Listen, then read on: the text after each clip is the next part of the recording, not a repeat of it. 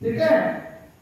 असे आपापसात विचार करतात. पुढे काय झालं बघा, सुखदेव गोस्वामी म्हणतात की असे बोलून संतापलेले ते राजे कवच आणि धनुष्य धारण करून रथावर बसले आणि आपापल्या सैन्यासोबत घेऊन भगवान श्रीकृष्णाचा पाठलाग करू लागले.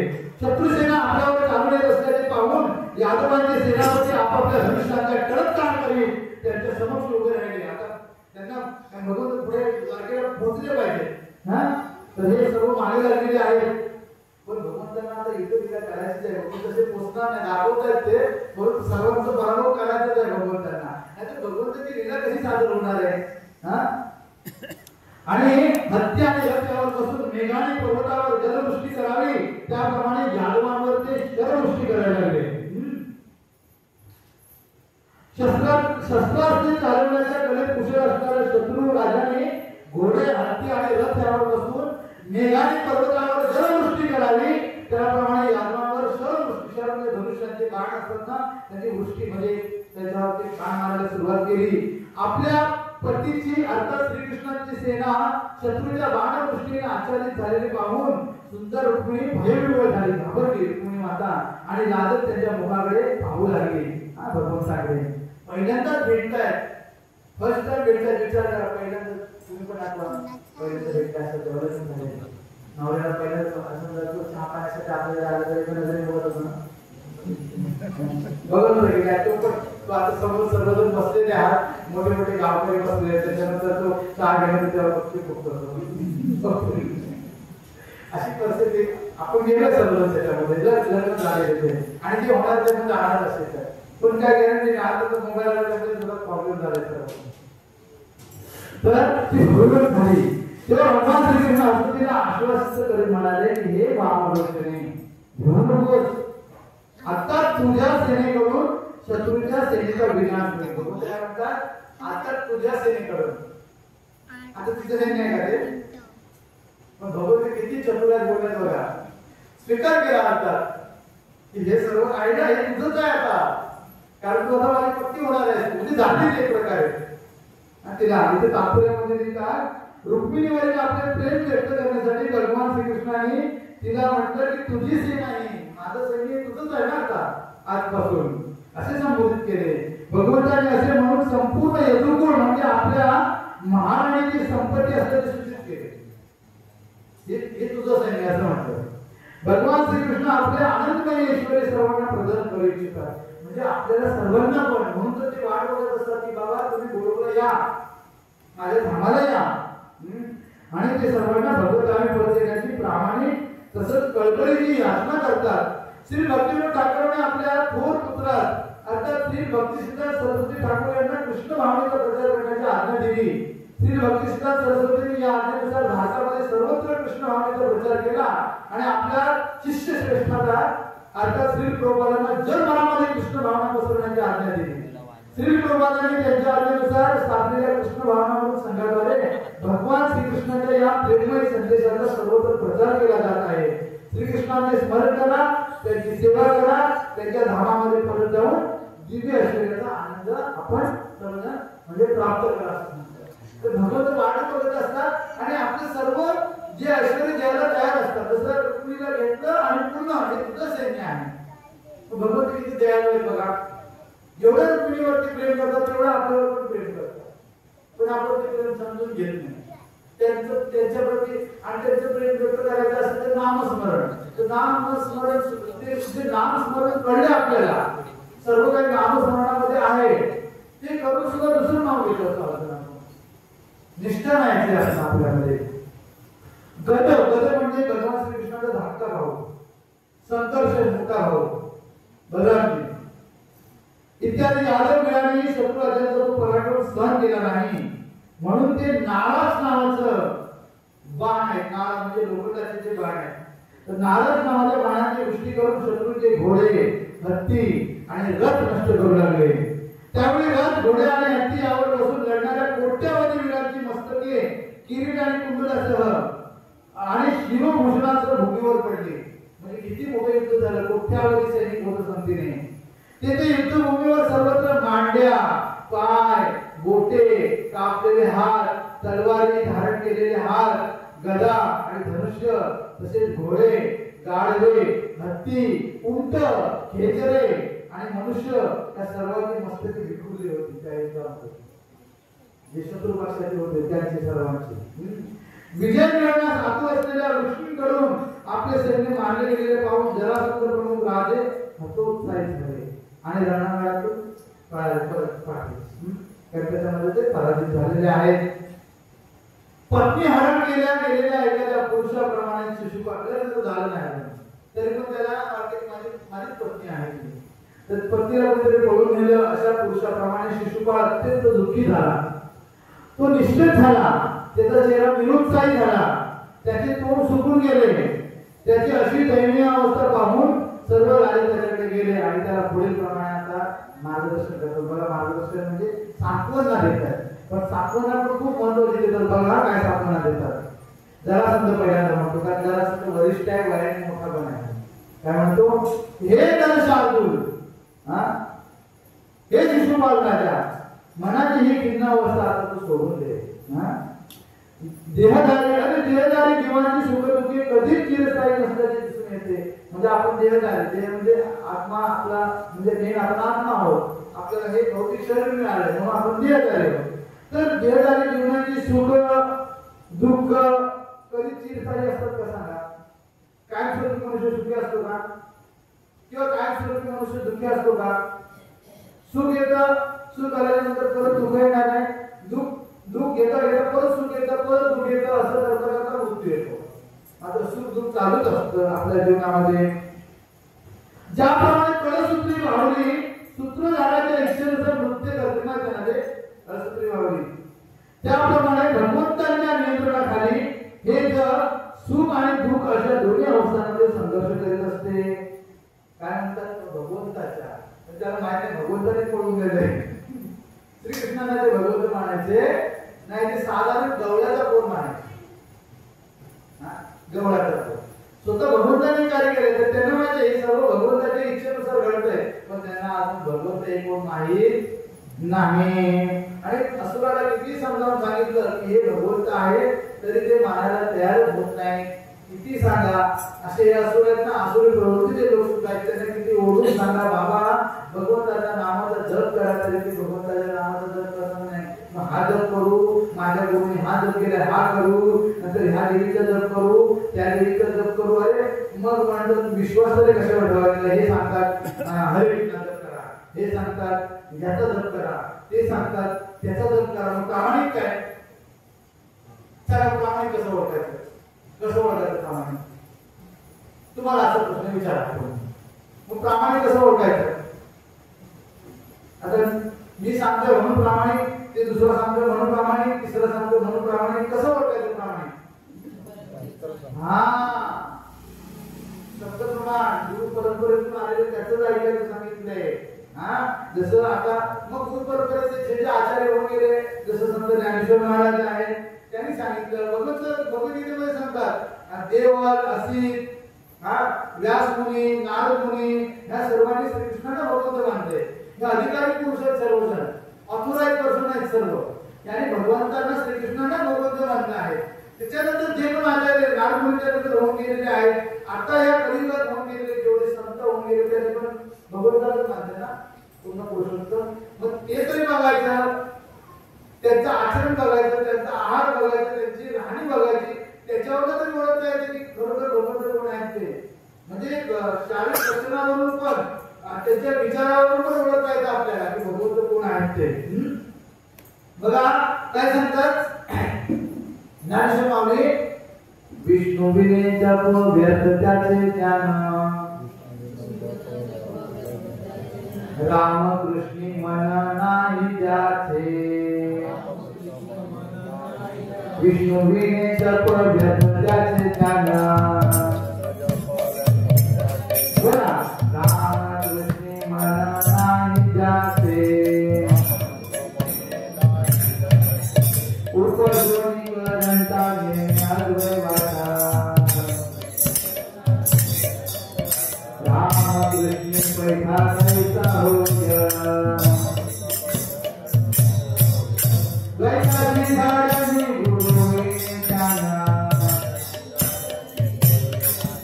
त्या कैसे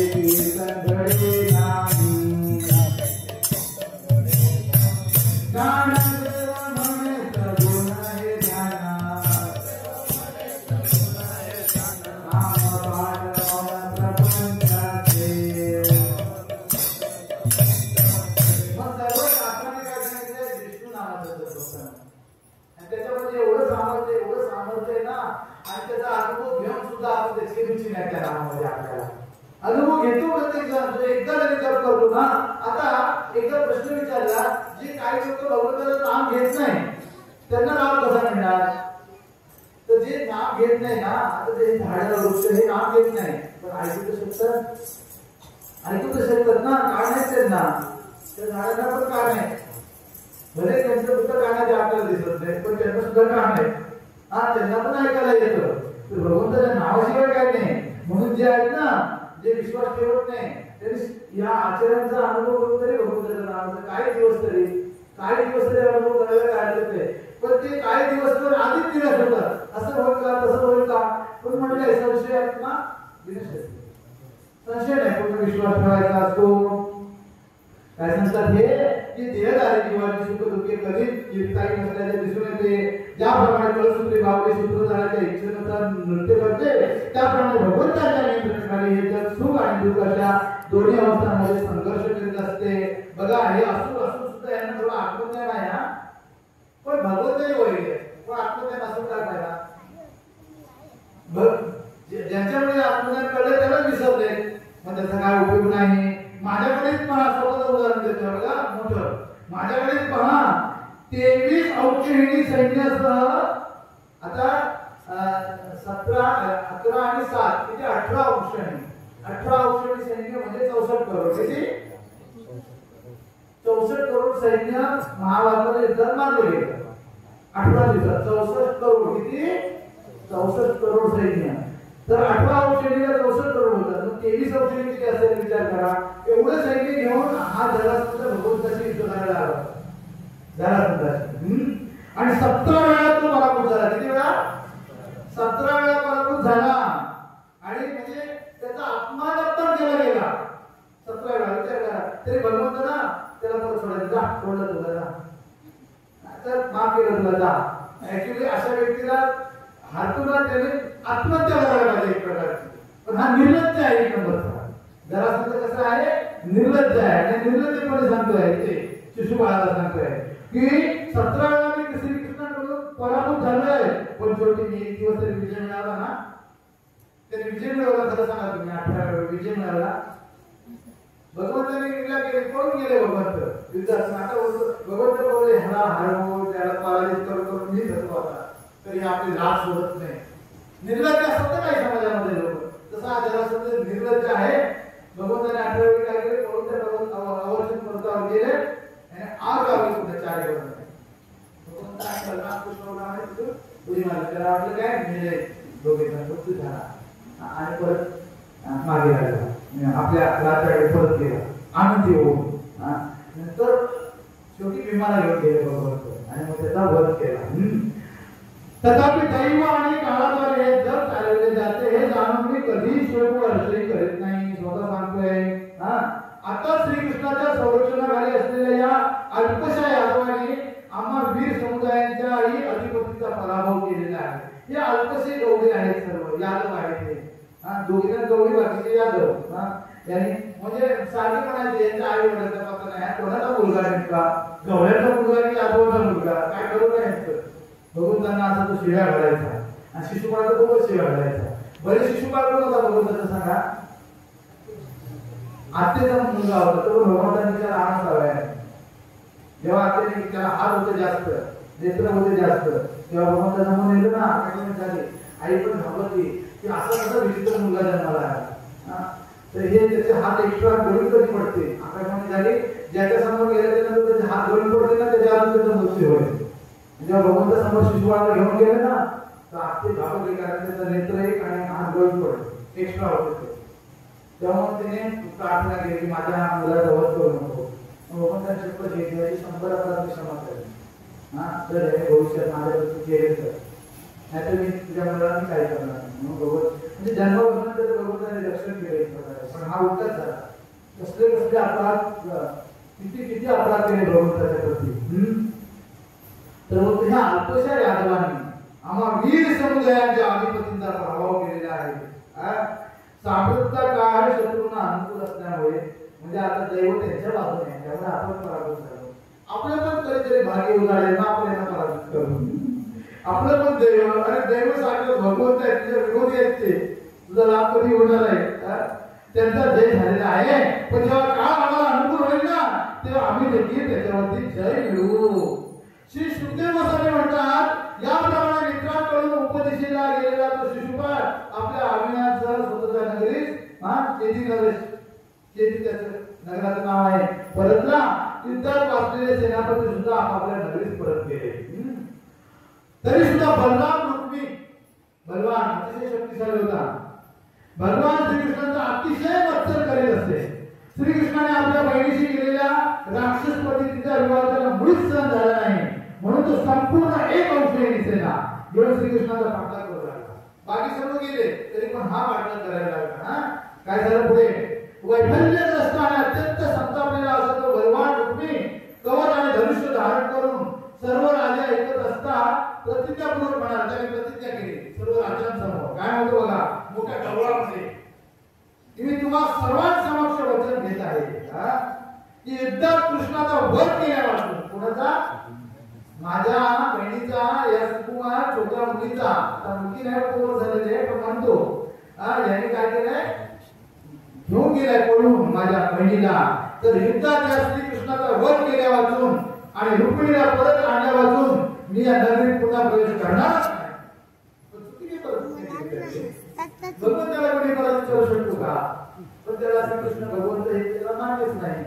पण समजा त्यांना मान्य नाही म्हणून भगवंत काय केले, त्याला समजा मांजरीने डोळे तुझं दूध प्यायले, तिला वाटतं मी डोळे उठून प्यायला ना मला पण बघणार नाही.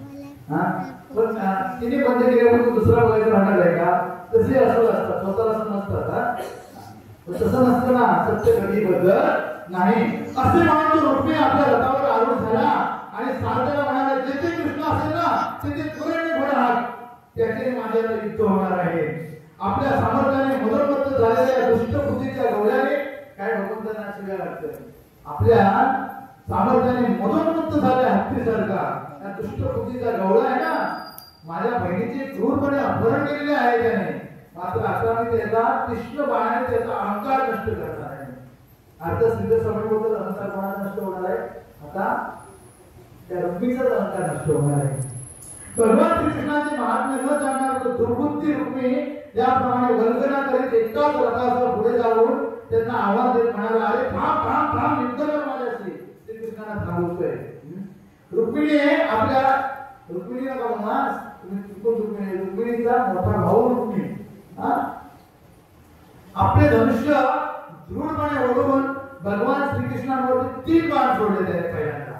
आणि तो त्यांना म्हणाला, अरे यादवाच्या कुळाला कलंक लावणारा कृष्णा, क्षणभर थांब. तर काय म्हणते ते श्लोक आहे, कुलपांसन. तर हे आचार्य काय या शब्दाचा चांगला अर्थ करतात. कुलपांसन याचा अर्थ काय होतो की यादव कुळाला कलंक लावणारा. पण आचार्य काय लिहितात बघा, या शब्दाची फोड करून कुशल शत्रू विनाशका. जसे शिशुपालाने ना 100 अपराध केले होते, तर 100 असे तू वाईट शब्द बोला ना, आचार्याने ते स्तुती केली त्या 100, म्हणजे त्याचा अर्थ स्तुतीपर केला. किती विद्वान असतात. अर्थ शब्दाचा फोड केला सुंदर आणि मी राघव आचार्याने, आणि शब्द फोड करत यामागची शास्त्रोक्त कारणे स्पष्ट केलेली आहे. म्हणजे भले भगवंतांना असं त्याने शिव्या दिली, पण शिव्याची एका प्रकारे स्तुती पण दिली. पुढे काय म्हणतात की हवित्र्यने हरण करणाऱ्या कावल्याप्रमाणे माझ्या बहिणीला सोडून तू जेथे जेथे जाशील ना तिथे तिथे मी येणार आहे. अरे मूर्खा, कृष्णाला म्हणतो, अरे मूर्खा, तू मायावी आणि कपटाने युद्ध करणारा आहे. कारण भगवंत थोडे भगवंत आहे, ते मायावी युद्ध नाही करायचे, बरोबर युद्ध करायचे, पण समोरच्यावरती माया वाटायची. मी तुझा आता अहंकार नष्ट करणार आहे. हविद्रव्य म्हणजे लग्न असो किंवा कोणतेही कार्य असो त्यावेळी जे प्रसाद बनवला जातो त्याला हवी बोलतात. आणि समजा कोणी नसेल तर कावळ्याला सूट मारून घेऊन जातो कधी कधी. लग्न, मग ते अशुद्ध झालं, मग ते वापरू शकत नाही आपण कार्यामध्ये प्रसाद करतो. तसं हवीत द्रव्य हरण करणाऱ्या कावळ्याप्रमाणे माझ्या बहिणीला चोरून घेऊन जाणार. जिथे जाशील ना तिथं पाठलाग करेन, तुला सोडणार नाही. आता मायाने कपटेने युद्ध करतोस काय, तुझा आत्मअहंकार नष्ट करणार. हा रुक्मिणीला वेड्याच्या भरात काही बोलत चालला होता.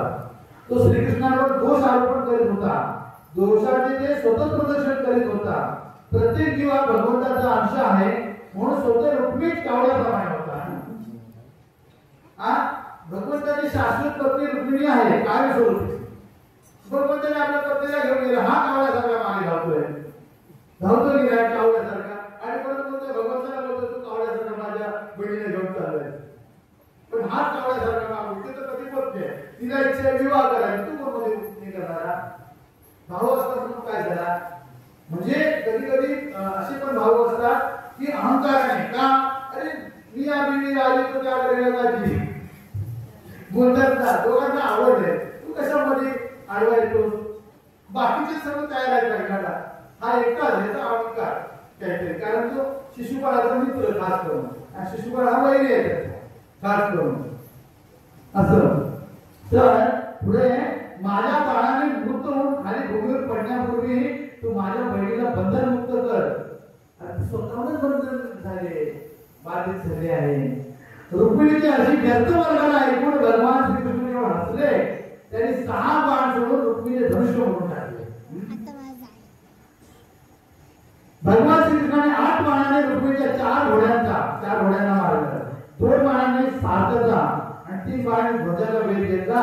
तेव्हा रुक्मिणी दुसरे धनुष्य घेऊन भगवान श्रीकृष्णावरती 5 बाण सोडले. तितक्या बाणांचा वर्षाव होऊनही श्रीकृष्णाने पुन्हा रुक्मिणीचे धनुष्य तोडून टाकले, दुसरे धनुष्य तोडून टाकलं. तेव्हा रुक्मिणी आणखी तिसरे धनुष्य हातामध्ये धारण केले. पण अविनाशी भगवंताने त्याचे सुद्धा तुकडे केले, म्हणजे 3 धनुष्य तोडले त्याचे. नंतर रुक्मिणीने परिघ घेतला हातामध्ये, पट्टीस घेतला हातामध्ये, शूळ घेतला, त्रिशूळ, ढाल घेतली, तलवार, शक्ती, भाला अशी नानाविध शस्त्रे घेऊन श्रीकृष्णावर प्रहार करण्याचा प्रयत्न केला. परंतु श्रीहरीने ती सर्व आयुधे तोडून टाकली. तुम्ही पिक्चर मध्ये बघितलं असणार कसं चालतं ते.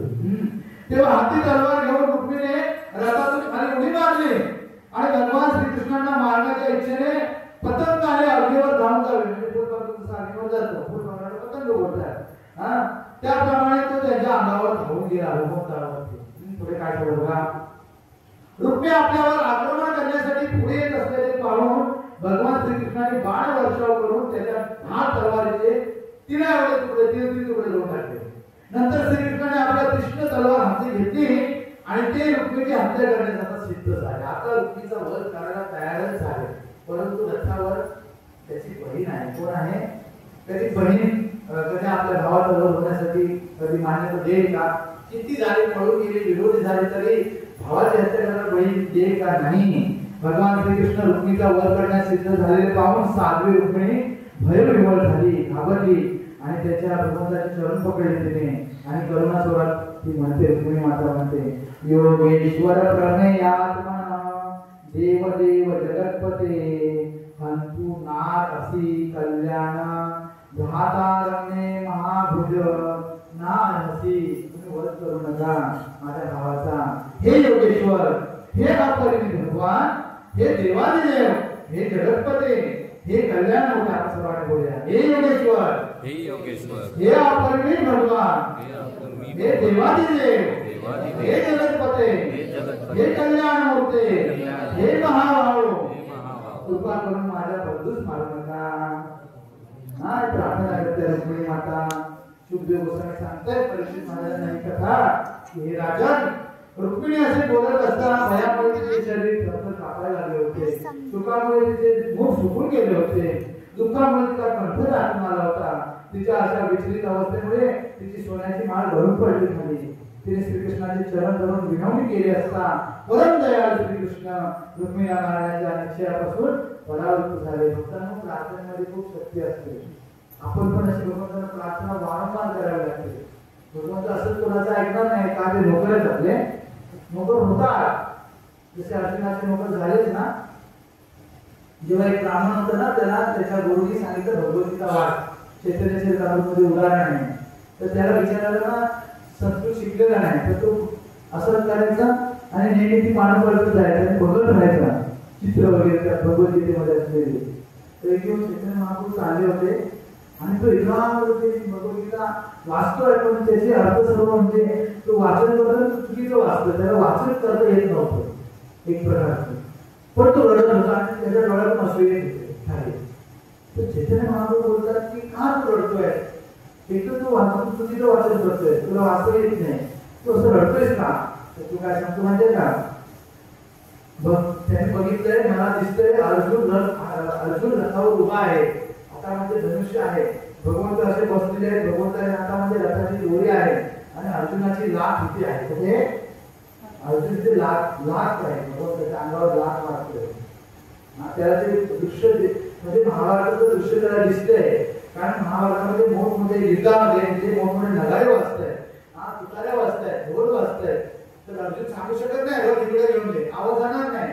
मग काय करायचं, रथ ह्या डावी बाजूला न्यायचं असेल ना तर डावी लाट भगवंतावर मारायचं आणि उजव्या बाजूला न्यायचं असेल उजवी लाट मारायचं, भगवंतावर लाट मारायचं, भगवंत लाट खायचे. भक्तांना विचार करा आपल्या भक्ताचे.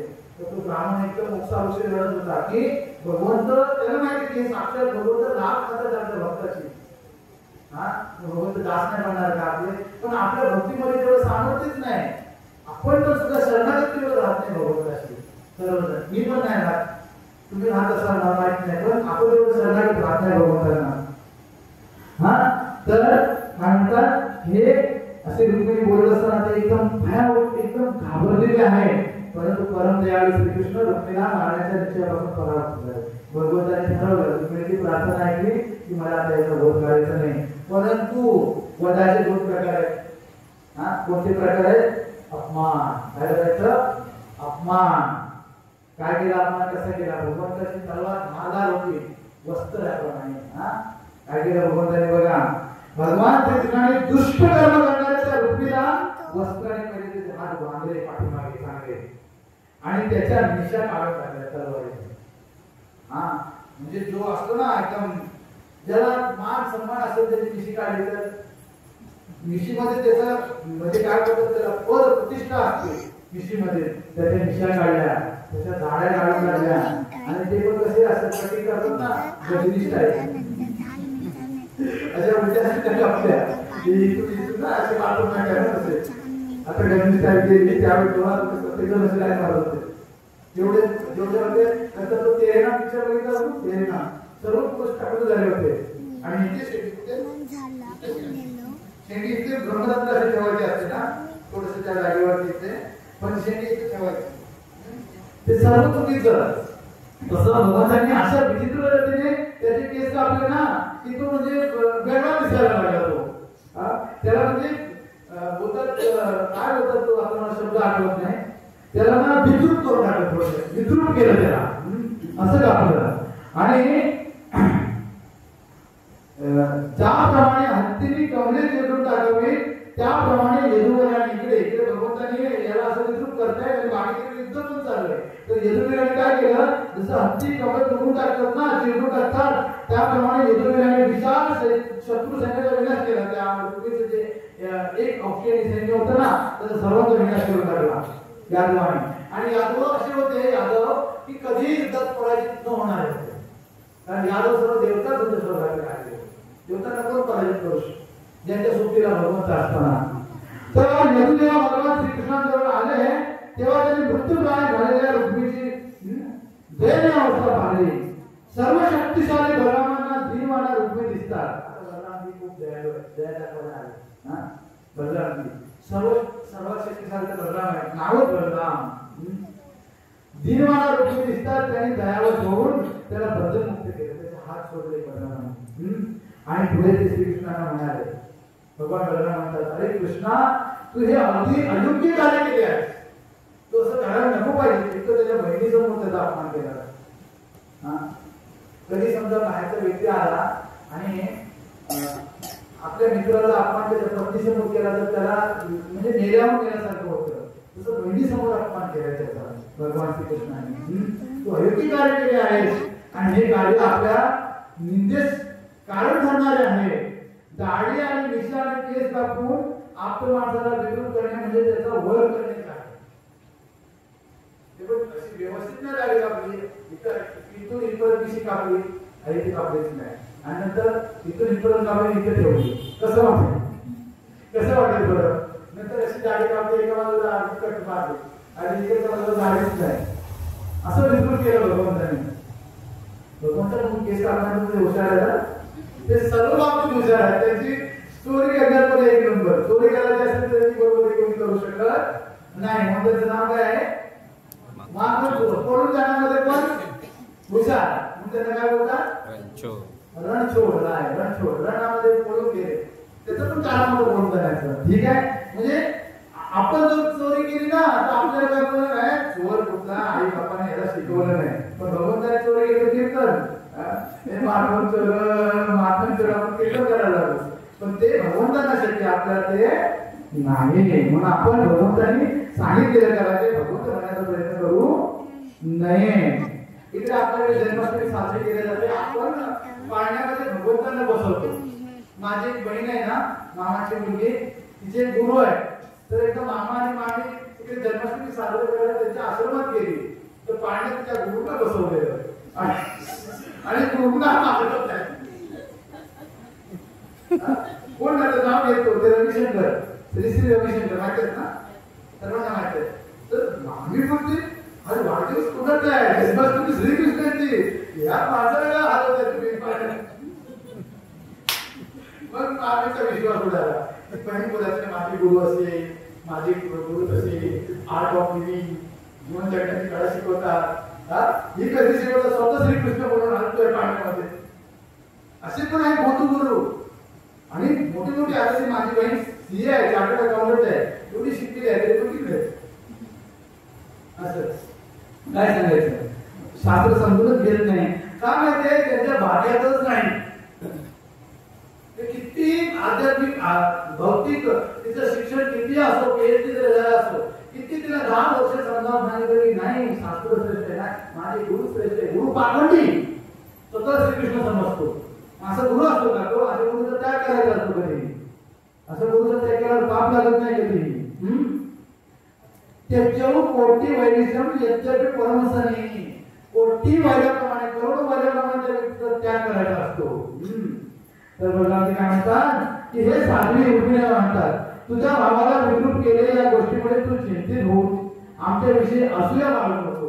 बलरामजी तिला बाजू भीती पाहिजे, शेवटी बहीण आहे, ती दुःखी आहे त्याची. बलरामजी मोठे आहे घरामध्ये, आता आई वडील नाही तर मोठा भाऊ वडिलांसारखा असतो ना.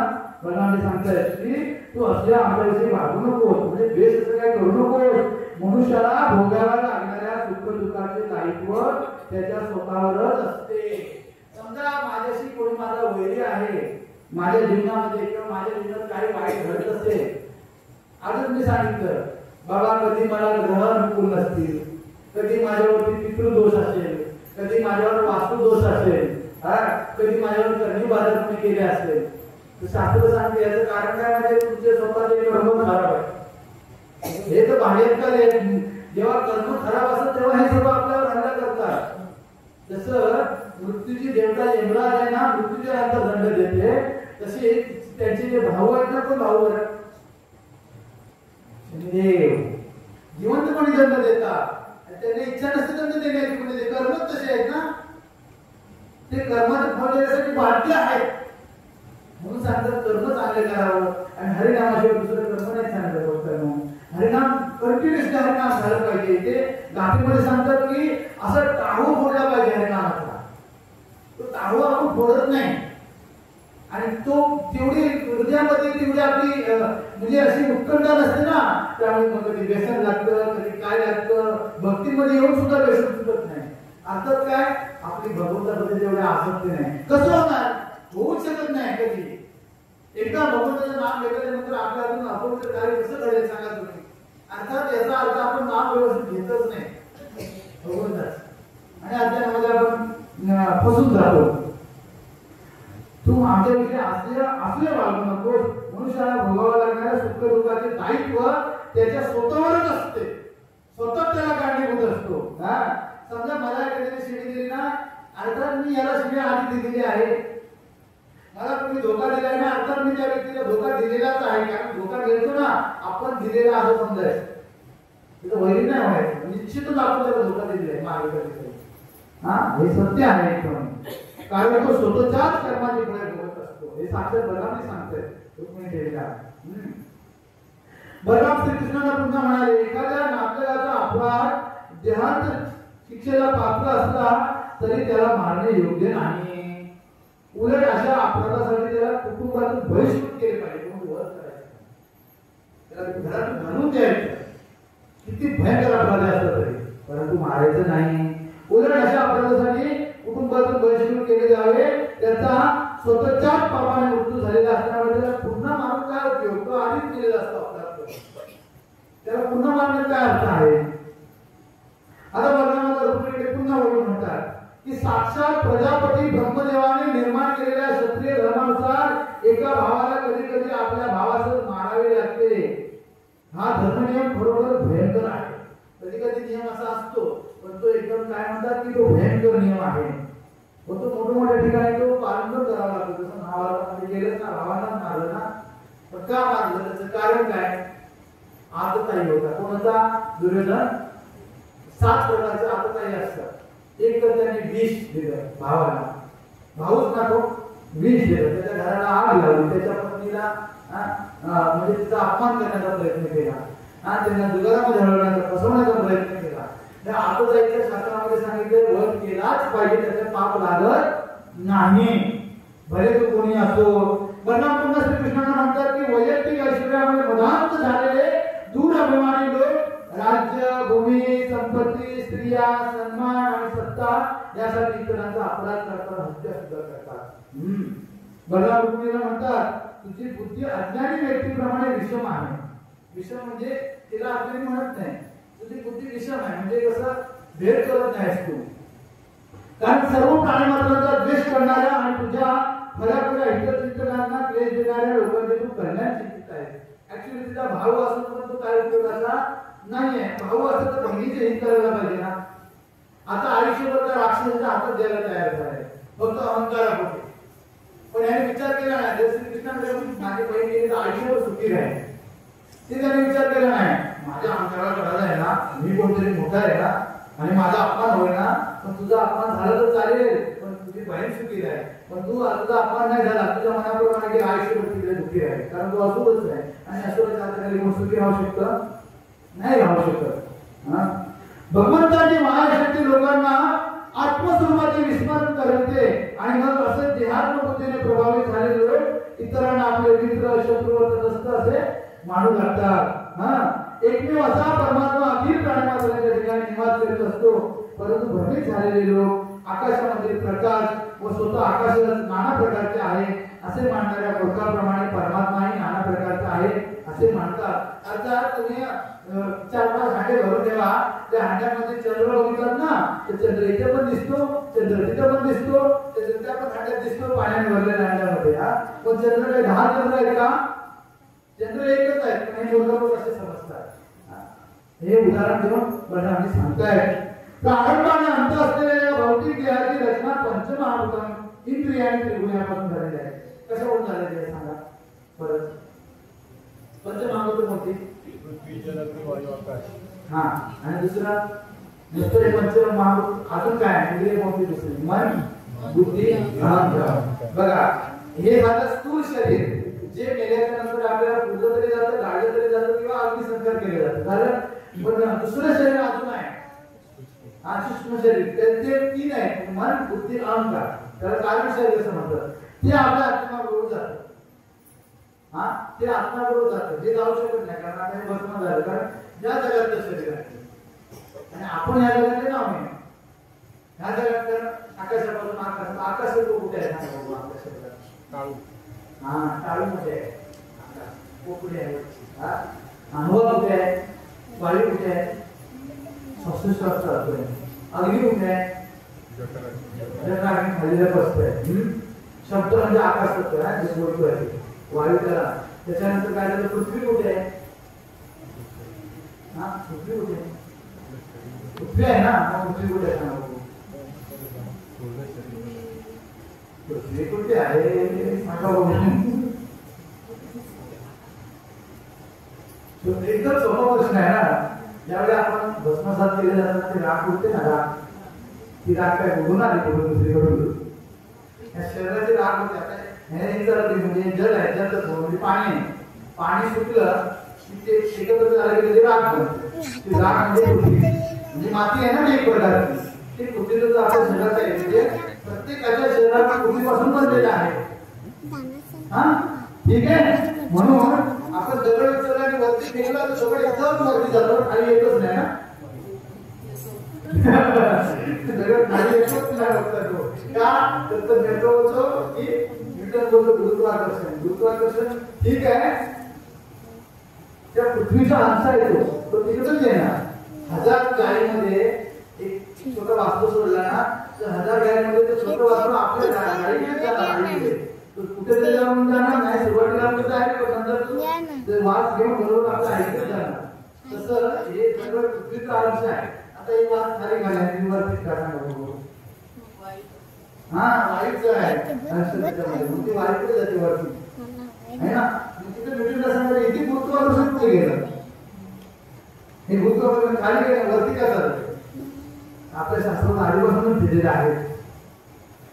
तर काय म्हणतात, अज्ञानामुळे जीवात्म्यावर रचलेल्या गेलेल्या या देहामुळे मनुष्य जन्म मृत्यूच्या जगातून विवशपणे भ्रमण करावे लागते. हे साधवी आत्मा कधीही असत्य भौतिक वस्तूंपासून संयम व वियोग पावत नाही, कारण तो स्वतः ज्या वस्तूचा उगम आणि प्रकाशित असतो. भक्तांनो, भागवत कथा जी अशी आहे ना, ती याच्यामध्ये सलगपणे कथा नाही आहे. कोणताही तुम्ही घ्या त्याच्यामध्ये थोडं आतमध्ये फिलॉसॉफी आहे, आणि फिलॉसॉफी त्या तुम्ही पुढे जाऊ शकत नाही. ते तुम्ही फिलॉसॉफी पण समजली पाहिजे. का तुम्हाला ऑलरेडी सर्वांना हे तत्वज्ञान माहिती आहे, परंतु आपण वारंवार ते श्रवण केलं पाहिजे अशी भगवंताची इच्छा आहे. कोणाची? भगवंताची. कारण आपल्यामध्ये वारंवार विसर पडण्याचा आपल्यामध्ये स्वभाव आहे. त्यासाठी हे मध्ये मध्ये तत्वज्ञान असतं. याप्रमाणे आत्माची तुलना सूर्याशी करता येते, कारण सूर्य कधीही दृष्टी व रूपाची संयोग व वियोग पावत नाही. अमावस्येच्या दिवशी चंद्राचा मृत्यू झाला असे म्हटले जात असते, तरी त्याचा मृत्यू होतो का? नाही होत. तो काय त्या दिवशी पूर्ण अंधार असतो, ठीक आहे, परंतु मृत्यू होत नाही. किंवा असं समजा सूर्य मावळला म्हणजे सूर्याचा मृत्यू झाला का, आणि दुसऱ्या दिवशी सूर्य जिवंत झाला सकाळी असं म्हणतो का आपण? नाही. परंतु तुम्हाला सांगतो, मावळत्या सूर्याचं दर्शन करायचं नाही. शास्त्रात सांगितलंय. काय सांगितलंय? मावळत्या सूर्याचं कधीही किंवा नंतर व्यक्तीचं दर्शन करू नये. त्याच्यामध्ये ज्या श्लोकामध्ये दिले की मावळत्या सूर्याचं दर्शन करू नये कधीही. आपण बोलतो ना सनराईज आणि सनसेट, सनसेट बघायचं नाही. खूप ठिकाणी सनसेट पॉइंट असतात, महाबळेश्वर आहे, उडीपीला आहे. सनसेट पॉइंटला जाऊन सूर्य कसा मावळतो हे कधी बघायचं नसतं. पाप लागतं त्याच्यामध्ये. तर बुद्धी क्षय आणि परिवर्तन स्वतः चंद्राचे फायदे नव्हे, तर त्याच्या कलांमध्ये होत असतात. अगदी या नियमानुसार जन्म वृद्धी क्षय असे विकार आत्म्याच्या ठिकाणी नसतात.